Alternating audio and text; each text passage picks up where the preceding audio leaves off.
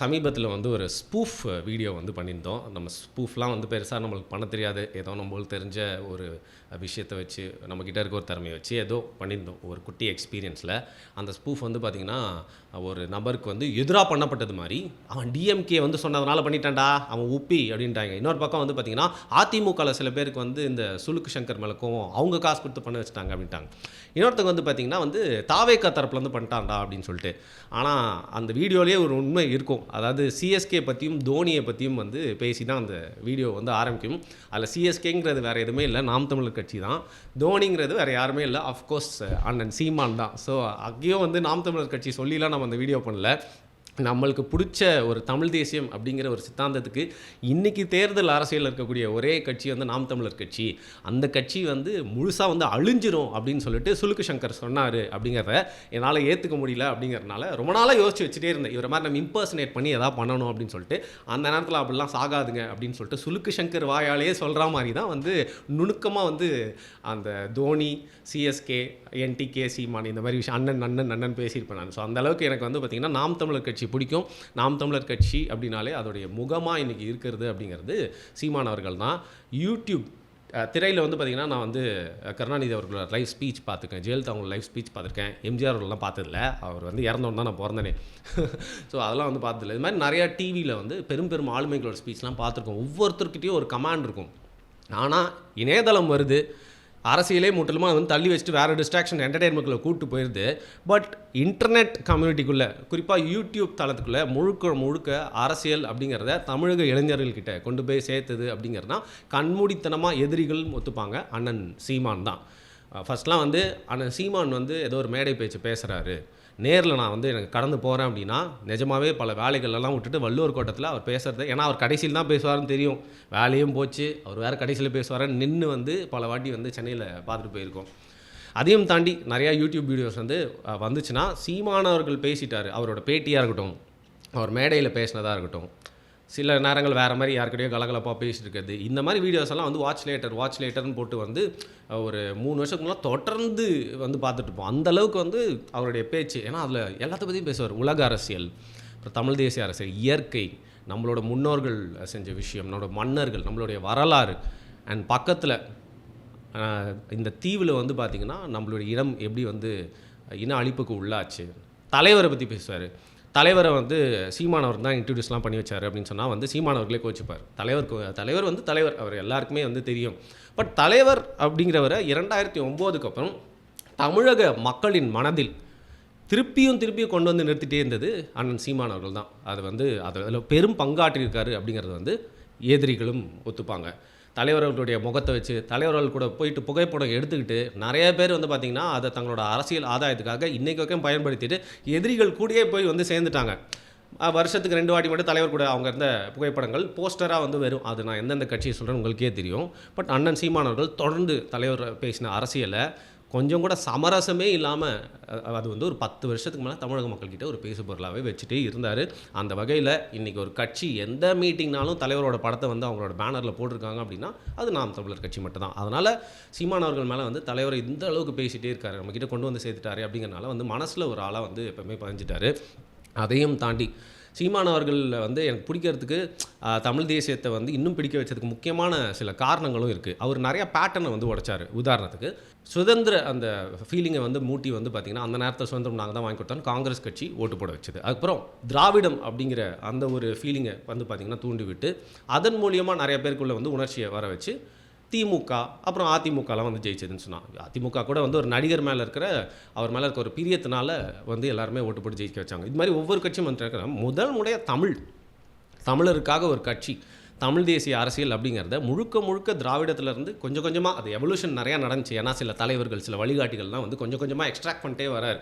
இன்றைக்கி ஒரு தமிழ் தேசிய கட்சியாக வந்து 10 வருஷத்துக்கு மேலே இருக்குது அப்படின்னா வந்து பார்த்திங்கன்னா சீமானவர்களுடைய சாதனை தான். 8% ஓட்டு வாங்கி அங்கீகரிக்கப்பட்ட கட்சியாக தேர்தல் அரசியலில் ஒரு தமிழ் தேசிய கட்சி வந்து இருக்குது அப்படின்னா அது முதல் கட்சியாக தமிழ்நாட்டு வரலாறில் சீமானவர்களே நாம் தமிழர் கட்சி தான். இந்த மாதிரி பல விஷயங்கள் அவருடைய சாதனை, அதை வந்து யாராலையும் அவர்கிட்ட எடுத்துக்கவே முடியாது. அவர் பேசுகிற விதம், தொனி, உச்சரிப்பு, அவர் எவ்வளோ நேரம் வேணால் பேசுறது, அது மட்டும் இல்லாமல் நடுவில் வந்து பாடுறது, கதைகள் சொல்கிறது, மக்கள் வந்து பார்த்திங்கன்னா முன்னாடி ரோவில் உட்காண்றதுக்கு வந்து பின்னாடி ரோவில் இருக்கிறவனுக்கு எல்லாரையுமே ஈர்த்து வச்சுக்கிறது. அந்த மேடையில் பார்த்தாலும் அவருடைய பேச்சு பிடிக்கும், அந்த காணொலியில் பார்த்தாலும் அந்த அளவுக்கு அவ்வளோ எஃபெக்டிவாக இருக்கும். சீமான் அவர்களை பிடிக்காதவன், சீமானவர்கள் வந்து எங்கள் இனத்துக்கு எதிராக பேசுகிறேன், எங்கள் மொழிக்கு எதிராக பேசுகிறேன்னு சொல்கிறவனும் சீமானவர் கூட ஸ்பீச்சு கிட்ட அவரோட அந்த ஸ்பீச்சுக்கு நான் ஃபேன்பா அப்படின்னு சொல்லிட்டு போயிடுவாங்க. அந்தளவுக்கு வந்து தன்னுடைய பேச்சாற்றல் மூலியமாக தமிழ் தேசியத்தை வந்து தமிழ்நாட்டில் உயிர்ப்போட வச்சுக்கிறது மட்டும் இல்லாமல் ஒரு 2 ஜெனரேஷனை வந்து முழுக்க அந்த தமிழ் தேசியத்தை பக்கம் ஈர்த்ததில் ஒரு முக்கியமான பங்கு வச்சவர், பெரும் முக்கியமான பங்கு வச்சவர் சீமான். நான் நேரில் சில விஷயங்கள்லாம் வந்து பார்த்துருக்கேன். அதில் எனக்கு வந்து தக் லைஃப் மொமெண்ட்ஸ்ன்னு சொல்லுவாங்க, அந்த மாதிரி சீமானவர்கள் மேலே எனக்கு ரொம்ப பிடிச்சது என்னென்னா, ஜல்லிக்கட்டு போராட்டம் வந்து நடக்குது, அதை ஒரு குழு வந்து நடத்துகிறாங்க. அதை வந்து ஒரு நடிகர் தனது ஆக்கிட்டு அவர் வந்து பார்த்திங்கன்னா அதை வந்து ஹைஜாக் பண்ணுறாரு. அப்போ எந்த அரசியல் கட்சி தலைவர் உள்ளே வந்தாலும், உதாரணத்துக்கு ஸ்டாலின் அவர்கள் வந்தப்போ அவர் அவமரியாதை செய்யும் விதமாக ஒரு விஷயம் நடந்துச்சு, அதை நான் நேரில் பார்த்தேன். அதற்கப்புறம் வந்து பார்த்திங்கன்னா எந்த அரசியல் கட்சி தலைவர் வந்தாலும் அவங்கள வந்து இது அரசியல் மையப்பட்ட போது, இந்த கட்சியின் சாயம் பட்ட போதுன்னு சொல்லிட்டு அப்படி தள்ளி வச்சுட்டே இருக்காங்க. அதுவும் தப்பு இல்லை, அங்கே இருக்கிற மாணவர்கள் தள்ளி வச்சுட்டே இருந்தாங்க. அப்படி இருக்கிறப்போ சீமானவர்களும் வராரு, அவருக்கும் வந்து பார்த்திங்கன்னா ஒரு சரியான வரவேற்பு வந்து கிடைக்கல. அதுக்கப்புறம் என்ன பண்ணுறாரு, அந்த விவேகானந்தர் இல்லத்துக்கு எதிரில் போராட்டம் நடந்துகிட்டே இருக்குன்னா பக்கத்துலேயே வந்து அவருடைய கட்சி சார்ந்தவர்களும் வந்து அந்த போராட்டத்தை அங்கேயே வந்து தொடர்றாங்க. இன்ஃபேக்ட் அந்த ஜல்லிக்கட்டு, மாடு, பால் இந்த மாதிரி விஷயங்கள்லாம் தமிழ் தேசியவாதிகள் தான் நிறைய பேர், சீமானவர்களும் பேசி தான் மக்கள்கிட்ட பெருசாக போய் சேர்ந்து அந்த உணர்ச்சி ஊட்டப்பட்டு அந்த போராட்டத்துக்கு எல்லாருமே வந்தது அப்படிங்கிறதுல பெரும்பங்கு ஆற்றியது வந்து நாம் தமிழர் கட்சியும் தமிழ் தேசியவாதிகளும் சீமானவர்கள் தான். அங்கே பக்கத்தில் என்ன பண்ணுறாரு, அந்த கூட்டத்தை போட்டு அவர் தான் நிறைய இஸ்லாமியர்கள் நிறைய வந்து பார்த்திங்கன்னா நம்ம சவுகார்பேட்டையில் இருக்கக்கூடிய நார்த் இந்தியன்ஸ் அவங்கெல்லாம் வந்து எல்லாருக்கும் உணவு கொடுத்தாங்க. பட் ஒரு கட்சியாக முதல்ல அங்கே இருக்கவங்களுக்கு எல்லாருக்குமே அந்த உணவு பரிமாறுறது, எல்லா விஷயமும் செய்யறது, அதை முறைப்படுத்துறது அப்படிங்கிறது நாம் தமிழ் கட்சி செஞ்சது. சீமானவர்களும் அங்கே இருந்தார். இதெல்லாம் என் கண்ணால் நான் பார்த்தேன். ஸோ அப்போலாம் வந்து லைக் வேறு லெவல் ஃபுல் உணர்ச்சி தான். அதையும் தாண்டி ஜல்லிக்கட்டு போராட்டம் முடிகிறப்போ வந்து பல சூழ்ச்சிகள் மூலிமா தான் வந்து முடிக்கப்படுது. அப்போ வந்து தடியடி நடக்குது, நிறைய காவல்துறையின் அராஜகம், அக்கிரமம், கண்ணு முன்னாடி வந்து பார்த்திங்கன்னா வண்டி அவங்களே எரிச்சிட்டு இங்கே போராட்டக்காரர்கள் எரிச்சிட்டாங்க. இன்னொரு பக்கம் பார்த்திங்கன்னா போலீஸ் ஸ்டேஷனை சில மாப் பீப்புளெலாம் எரிச்சிட்டாங்க. ஸோ இப்படி நடந்துகிட்டே இருக்கிறப்போ அங்கே இருக்கிற மாணவர்கள், அங்கே இருக்கிற போராளிகள்லாம் வந்து அடித்து வந்து பார்த்திங்கன்னா ஓட விடுறாங்க. அப்போ நிறைய பேர் என்ன பண்ணுறதுன்னு தெரியாமல், உங்களுக்கு தெரியும் இல்லை, கேஆஸில் எங்கே பண்ணுறதுன்னு தெரியாமல் கடலுக்குள்ளே நிறைய பேர் வந்து ஓடுறாங்க. சத்தியமாக சொல்கிறேன், செம்ம என்ட்ரி. அந்த சைட்லேருந்து மீனவர்களோட அவங்களோட படகுல வந்து சீமான் வந்தார். நிறைய பேர் அங்கே வந்து பேசுகிறான், செல்ஃபியில் பேசினா, தூண்டி விட்டாலாம் பார்த்தினா ஓடி ஒழிஞ்சிக்கிட்டான், அதை வந்துகிட்டே இருக்குன்னு நிறைய பேர்லாம் சொல்லிகிட்டே இருந்தாங்க.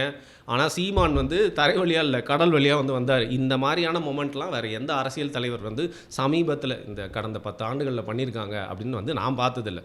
நிறைய ரிஸ்க் எடுத்திருக்காரு. இந்த சிஎஸ்கேக்கு அந்த காவிரி போராட்டம், அதில் நடந்து வந்த வன்முறையை நம்ம ஆதரிக்கல, பட் அந்த போராட்டங்க இவ்வளோ பெரிய ஒரு லாபி அது. அந்த லாபிக்கு எதிராக வந்து பார்த்திங்கன்னா, டேய் இங்கே கிரிக்கெட் என்னடா தண்ணி தாங்கடா, கிரிக்கெட்டாடா முக்கியம், உள்ளே இருக்கலாம் தண்ணி குடிக்க மாட்டிங்களா அப்படின்னு சொல்லிட்டு ஒரு பெரிய விளையாட்டு, அது ஒரு பெரிய ரிலீஜன். பட் அதற்கு எதிராக வந்து இளைஞர்களை தெரியல. ஏன்னா இளைஞர் தான் கிரிக்கெட் வந்து ரொம்ப ரசிப்பான், அவன் தான் அதுக்குள்ளே போய்ட்டு பார்க்கணும்னு நினைப்பான். பட் அவனே வந்து பார்த்திங்கன்னா அரசியல் தாண்டா முக்கியம்னு சொல்லிட்டு ரோட்டில் நடந்துட்டு போனது. இது மாதிரி வந்து நிறைய விஷயங்கள் சொல்லிட்டே போகலாம். பேனா சொல்லிய உடைப்பான்னு சொன்னது, ஸ்டேஜிலே வந்து பார்த்திங்கன்னா வந்து தக் லைஃப் பண்ணியிருப்பார். இப்படி பல விஷயங்கள் வந்து சீமானவர்களை இதற்கு முன்னும் இதற்கு அப்புறமும் வந்து பார்த்திங்கன்னா இந்த மாதிரி ஒரு டிஃப்ரெண்ட்டான ஒரு பர்சனாலிட்டி லீடர் வந்து நம்ம தமிழ் சமூகம் பார்த்ததே இல்லை அப்படிங்கிறத வந்து உணர வச்சுது. இந்த நேரத்தில் வந்து பார்த்திங்கன்னா இதை ஏன் வந்து தமிழில் விமர்சனம் எப்படி போட்டிருக்கேன்னா, வந்து ரிவ்யூ சினிமாவில் வந்து பார்த்திங்கன்னா ரிவ்யூ பண்ணால் வந்து நல்லதும் சொல்லுவாங்க, கெட்டதும் சொல்லுவாங்க. அதாவது கெட்டது அப்படின்னா வந்து இதெல்லாம் வந்து எனக்கு பிடிக்கல, இதெல்லாம் கொஞ்சம் நல்லா இருந்திருக்கலாம், இன்னும் சரியாக இருந்திருக்கலாம் அப்படின்னு சொல்லிட்டு இன்றைக்கி வரைக்கும் வந்து எனக்கு ஒரே ஒரு வருத்தம் என்னென்னா, இந்த 10 வருஷத்தில் வந்து சீமானவர்கள் அந்த சட்டமன்றத்துக்குள்ளே போயிருக்கணுமே, அது ஏன் போகல. முழுக்க ஒரே அந்த ஒரு தொகுதியில் கான்சன்ட்ரேட் பண்ணி சீமானவர்களோட கட்சியினர் அந்த ஒரு தொகுதியில் நல்லா வேலை செஞ்சு சூப்பரான தொகுதி, சீமான் நின்னா வென்றுவார் அப்படின்னு தெரியக்கூடிய ஒரு தொகுதியில் நின்று அவர் ஜெயிச்சு, அவர் கட்சியெலாம் நிறைய பேர் உள்ளே போன அவசியம் இல்லை, 2 பேர் கூட போகணும்னு சொல்ல. சீமானவர்கள் உள்ளே போனால் டெய்லி ப்ரெஸ் மைக்கெலாம் உங்ககிட்ட தான் தூக்கிட்டு வருது கண்டென்ட்டுக்கு. நீங்கள் சட்டசபை கூட்டங்கள் நடக்கிறப்போ உங்கள் பக்கத்தில் ஆட்கள்லாம் கூட பரவாயில்ல, நீங்கள் சட்டமன்றத்தில் நீங்கள் பேசுறது அப்படிங்கிறது வந்து அதுவும் நீங்கள் மட்டும் தமிழ் தேசிய அரசியல் சட்டமன்றத்துக்குள்ளே போய் பேசக்கூடிய ஒரே ஆளாக இருந்திருப்பீங்க.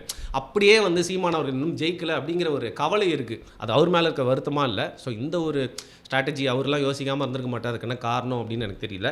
ஏன் இது வந்து இவ்வளோ நாள் நடக்கலை. ஆனால் இதில் மாறுதட்டி சொல்லிக்கணுங்க, சீமானவர்களை பிடிக்காதவன், நாம் தமிழர் கட்சிக்கு எதிரானவங்க கூட வந்து வேறு வழியே இல்லாமல் ஒத்துக்க வேண்டிய விஷயம் என்னென்னா, அந்த 8% ஓட்டு ₹1 கூட கொடுக்காம அந்த ஓட்டு, இதை வேறு எந்த அரசியல் கட்சியாவது செஞ்சுருக்கா? இதை வந்து சொல்ல முடியுமா? திராணி இருக்கா? அவங்களுக்கு தில் இருக்குதா? தைரியம் இருக்குதா? அப்படின்னு சொல்லவே முடியாது. ஸோ அந்த அரசியல் பேட்டர்னை வந்து உடைச்சிருக்காரு. காசு கொடுக்காம உணர்வுபூர்வமாக ஒரு சித்தாந்தத்தின் மேல் நம்பிக்கையை வர வச்சு அதில் வந்து வேலை செய்கிறவங்களாம் என்ன ரொம்ப காசு வச்சுட்டு பணக்காரங்களா? அதெல்லாம் இல்லை. என் லைஃப்பில் வந்து என்னோட வேலையும் முக்கியம். ஒரு சைடு வேலையும் பார்த்துட்டு இந்த மற்ற நேரத்தில் வந்து இந்த கட்சிக்காக உழைப்பேன்னு சொல்லிட்டு ரொம்ப எளிய பிள்ளைகள் தான் வந்து பார்த்திங்கன்னா வந்திருக்காங்க. நான் வந்து என்னோட ஓட்டு உரிமை அப்படின்னு கிடச்சோன்னா திமுகவுக்கு தான் ஓட்டு போட ஆரம்பிச்சேன். நம்ம குடும்பத்தில் வந்து பார்த்திங்கன்னா நிறையா திமுக அனுதாபிகள் அப்படிங்கிறனால மட்டும் இல்லாமல் அவன் திமுக நல்ல கட்சி போல இருக்குன்னு சொல்லிட்டு திமுக ஓட்டு போட ஆரம்பிச்சேன். பட் 2010 அதுக்கப்புறம் வந்து நோட்டான்னு சொல்லிட்டு மொக்கையாக வேறு வழியெல்லாம் நோட்டா அதுக்கு வந்து போட்டு வருவோம். 49 நோட்டா அந்த ஒரு சிஸ்டம் போட்டே வந்திருக்கும். எனக்கு ஓட்டு போடுறதுக்கு கிடைச்ச ஒரு கட்சி வந்து நாம் தமிழர் கட்சி. ஸோ ஆல்மோஸ்ட் எத்தனை வாட்டி திமுகவுக்கு ஓட்டு போட்டிருக்கணும், அதோட அதிகமாக நாம் தமிழர் கட்சியின் சின்னத்துக்கு போய் நான் வந்து குத்திட்டு வந்திருக்கேன். என் ஃப்ரெண்ட்ஸ்லாம் வந்து நம்ப மாட்டாங்கன்னு சொல்லிட்டு சில நேரத்தில் வந்து பார்த்திங்கன்னா கூடயே என் ஃப்ரெண்ட்ஸ்லாம் கூட்டு போய் நான் யார் குத்துறேன்னு வந்து அவங்ககிட்டலாம் வந்து சொல்லியிருக்கேன். அந்தளவுக்கு வந்து நாம் தமிழர் கட்சிக்கு நிறைய வாட்டி நம்ம ஓட்டும் போட்டிருக்கோம். இது ஒன்று சொல்லக்கூடாதுன்னு சொல்லுவாங்க யாருக்கு ஓட்டு போட்டோன்னு. பட் யாருக்கு போட்டணும்னு சொல்கிறதுனால வந்து பார்த்திங்கன்னா ஒரு புரிதல் ஏற்படும். இதில் என்ன தப்பா அப்படின்னு சொல்லிட்டு இந்த நேரத்தில் நான் வந்து சொல்கிறேன். அந்தளவுக்கு எனக்கு இருக்கிற ஒரே ஒரு பவரையும் பார்த்திங்கன்னா நாம் தமிழர் கட்சிக்கு வந்து என்னால் முடிஞ்ச அளவுக்கு நான் வந்து கொடுத்துருக்கேன். ஸோ இந்த நேரத்தில் இதற்கு மேலே வந்து எனக்கு இதெல்லாம் பிடிக்கலைங்க, இதெல்லாம் சரியில்லைங்க, இதெல்லாம் ஏன் அப்படி இருக்குன்னு சொல்லிட்டு விமர்சனம் பண்ண விரும்பல. ஏன்னா இது பர்த்டே நேற்றையே வந்து போட்டிருக்கணும் பிறந்தநாள் அன்றைக்கி இந்த வீடியோ. பட் ஒரு நாள் தள்ளி வந்தாலும் இந்த பிறந்தநாளில் 59 வயதாவது. இதில் இன்னொரு வருத்தம் என்னென்னா, மாண்பை காட்டுறதுக்காக வந்து தன்னுடைய சகோதரர் இறந்தப்போ வந்து ஸ்டாலினுடைய இல்லத்துக்கே போயிட்டு துக்கம் விசாரித்தார் சீமான். ஆனால் அவரோட பிறந்தநாளுக்கு ஒரு வாழ்த்து போஸ்ட் கூட போடல. தெலுங்கானா சிஎம் ரேவந்த் ரெட்டிக்கு போட்ட நீங்கள் சீமான் அவர்கள் போடுறது ஒரு வருத்தம் அளிக்குது. இந்த நேரத்தில் எனக்கு இருக்கிறது என் மனசில் இருக்கிறதெல்லாம் வந்து சொல்லணும் அப்படின்னு வந்து தோணுச்சு. மனசுலேருந்து பேசின விஷயங்கள் எல்லாமே நிறைய விஷயங்கள் என் கண்ணால் நேரடியாக பார்த்து பேசுகிற விஷயங்கள் ரொம்ப நெஞ்செல்லாம் நக்கிட்டேன்னு யாரும் நினச்சிக்க வேணாம். நிஜமாகவே இது வந்து என்னோடய மன திருப்திக்காக பண்ணக்கூடிய ஒரு காணொலி. நன்றி.